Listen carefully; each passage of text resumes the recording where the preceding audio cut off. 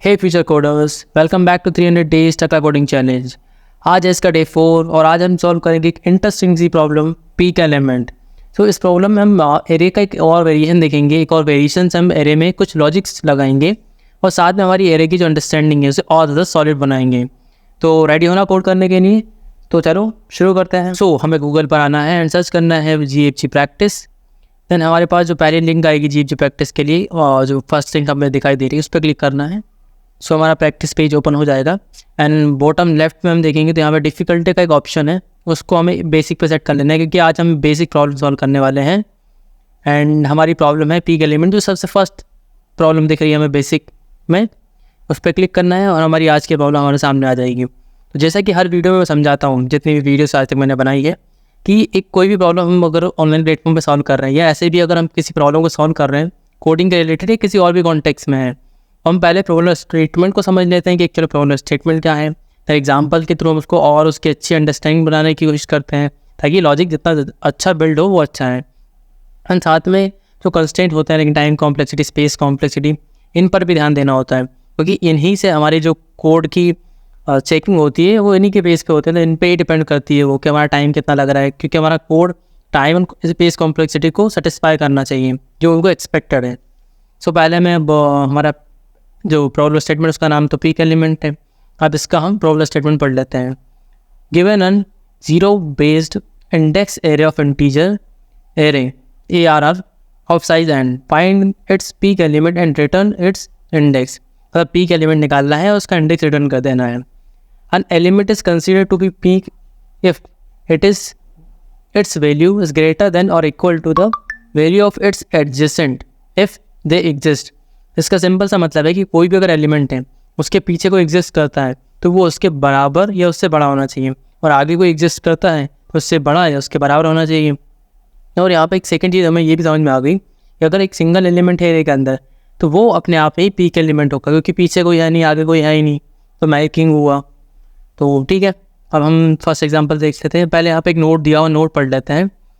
The output will be 1 if the index returned by the y your function is correct, otherwise it will be 0।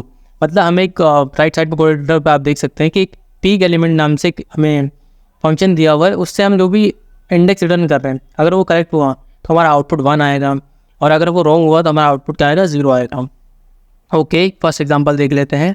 n की value 3 है, मतलब n क्या है हमारा array का size, an array है हमारा 1 2 3। उसके बाद में इसका आउटपुट बन दिया क्योंकि सही इंडेक्स इन्होंने रिटर्न किया हुआ है, मान लेते हैं। उसके बाद में यहाँ पे एक्सप्लेनेशन दी हुई कि हमारा जो सेकंड एलिमेंट है 2 जो है वो 1 से बड़ा है, ठीक है, और 3 से छोटा है। ओके, सेकंड इंडेक्स की बात कर रहे हैं हम। सेकंड इंडेक्स क्या है हमारा, 0 1 2 3। तो 3 नंबर है हमारा, वो 2 से बड़ा है, ठीक है, और आगे कुछ है ही नहीं, मतलब वो तो ऑटोमेटिकली बड़ा हो गया भाई। 1 क्यों नहीं हो सकता, क्योंकि 1 अपने आगे वाले एलिमेंट से बड़ा या बराबर होना चाहिए, तो वो तो 2 से छोटा हो जाएगा, और 2 के लिए सेम कंडीशन है, वो 3 से छोटा हो जाएगा। तो हमारा जो 3 रहेगा वो क्या रहेगा, एक्चुअल आउटपुट, मतलब हमारा 0 सेकंड इंडेक्स वो एक्चुअल आउटपुट रहेगा। सेकंड एग्जांपल में देख लेते हैं। n की वैल्यू 7 है और यहाँ पे 7 नंबर दिए हुए हैं, 1 1 1 2 और 1 1 1, ठीक है। अब इस केस में क्या है, in this case there are 5 peak elements with indices 0 1 3 5 6। Return any one of them when we जो करेक्ट आंसर। इसका मतलब ये कि हम स्टार्टिंग से चेक करते हुए चलेंगे भाई, जहाँ मिल गया रिटर्न कर देंगे, क्योंकि इसमें से कोई सा भी कर सकते हैं, उन्होंने बोला है। ऐसा कोई रिक्वायरमेंट नहीं कि फर्स्ट नंबर करना है सेकंड नंबर करना है, हम कोई सा भी रिटर्न कर देंगे। अब योर टास्क पढ़ लेते हैं। You don't have to read input और print anything, complete the function peak element which takes input the array ARR and its size n as input parameter and return the index of peak element.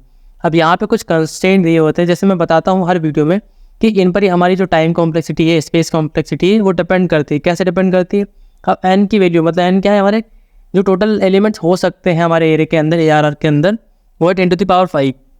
और जैसा कि मैंने last video में बताया कि हमारा जो टोटल 1 सेकेंड में जो हमारे टेस्ट केसेस पास कर सकते हैं हम 10⁻7 होते हैं। तो ये इजीली ऑर्डर ऑफ फाइन, मतलब 1 सेकेंड में हमारा कोड चल जाएगा। उसके बाद में जो पर्टिकुलर एक एलिमेंट है उसका साइज होने वाला है 10⁻6। तो एक वीडियो में मैंने बता रखा है कि 10⁻6 एक इंटीजर क्या वो बोलते हैं, स्टोर कर सकता है उसे, ठीक है। तो चलो, अब ये सारी चीज़ें तो हमने समझ ली। अब एक्चुअल में हम इसे सॉल्व कैसे करते हैं, सिंपल है, मैं यहाँ पे तुम्हें कोड लिख के दिखा देता हूँ। राइट साइड में कोड लिख के समझा देता हूँ कि कैसे करना है। हमें करना क्या है, इसकी प्रीरिक्विजिट सिंपल सी है, आपको सिर्फ एरेज का कॉन्सेप्ट पता होना चाहिए, एरे पे लूप लगाते हैं कैसे, वो सारी चीज़ें।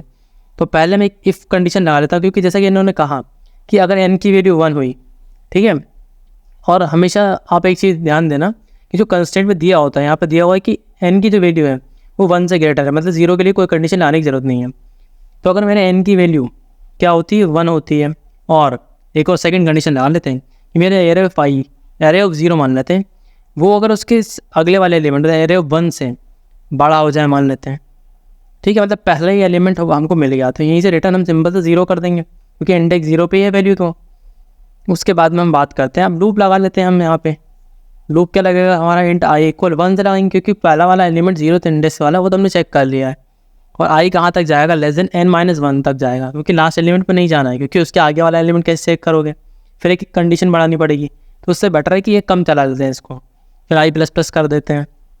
फिर इसके बाद में यहाँ पे सिंपल सी कंडीशन लगानी है कि हमारा एरे ऑफ आई जो है वो ग्रेटर देन इक्वल होना चाहिए हमारे एरे ऑफ i-1 से। सिंपल i-1 लिख दिया, एंड की कंडीशन आएगी इसमें, क्योंकि हमें देखना है एडजेसेंट का मतलब होता है आगे भी पीछे भी। अब देख लेता हूँ, एरे ऑफ आई मेरा ग्रेटर देन इक्वल होना चाहिए एरे ऑफ i+1 से भी। ऐसा जहाँ मिल जाता है इसके अंदर आएंगे और रिटर्न कर देंगे सिंपल सा आई। मैं इंडेक्स रिटर्न करना है, आई रिटर्न कर दिया। अब मान लेते हैं कि सारे एलिमेंट ऐसे कि मिले ही नहीं। जैसे फर्स्ट एग्जांपल में हमने देखा था कि यहाँ पे हमें क्या दिया हुआ था, 3 एलिमेंट दिए होते 1 2 3, और थर्ड वाला मिल गया था। अब थर्ड वाले के लिए तो हमको बाहर ही चेक करना पड़ेगा, क्योंकि अंदर तो चेक हो नहीं पाएगा, हम एक कम तक ही चला रहे हैं उसको। तो यहाँ से एक इफ वाली कंडीशन डाल देते हैं कि if array of n-1 is greater than equal array of n-2, तो सिंपल हमें यहाँ पे क्या करना है, रिटर्न कर देना है। क्या रिटर्न करना है, n-1, क्योंकि हम उसी को चेक कर रहे थे। बस सिंपल, अब हम इसे कंपाइल करके चेक कर लेते हैं कि हमारा टेस्ट जो है, हमारा जो कोड है वो फर्स्ट वाले जो बेसिक टेस्ट केस लगा होता है हमारा एग्जाम्पल टेस्ट केस, उस पर रन कर रहा है नहीं। तो लेट्स सी। सो या ये हमारा जो सिंपल टेस्ट केस होता है उस पर हमारा कोड सक्सेसफुली रन कर रहा है। अब मैं सबमिट करके चेक कर लेता हूँ कि ये सारे टेस्ट केस पे ठीक से रन कर रहा है या नहीं, जितने भी इस पर टेस्ट केस लगे हुए हैं इस पर्टिकुलर क्वेश्चन पर। सो या हमारा ये कोड 100% पास हो रहा है। यहाँ पे कुछ 1170 टेस्ट केसेस थे, उनको सारों को पास कर रही है। So thank you so much. And अगर आपको ये वीडियो अच्छा लगा तो प्लीज़ लाइक करें, सब्सक्राइब करें, एंड साथ में आप जुड़े रहें इस पर्टिकुलर सीरीज़ में, क्योंकि हम 300 प्रॉब्लम सॉल्व करने वाले हैं। और इन 300 प्रॉब्लम्स के बाद में आप कॉन्फिडेंट हो जाएंगे प्रोग्रामिंग में कोई भी प्लेसमेंट ड्राइव आती है या कोई भी किसी भी कंपनी के लिए आप बैठते हैं तो ईजिली आप इन प्रॉब्लम को सॉल्व कर पाएंगे। और यहाँ पर मैं स्क्रैच से भी स्टार्टिंग से बेसिक्स क्वेश्चंस क्यों करवा रहा हूँ, ताकि आपकी अंडरस्टैंडिंग बिल्ड हो जाए कि ऑनलाइन प्लेटफॉर्म पे कोड करना कैसे होता है।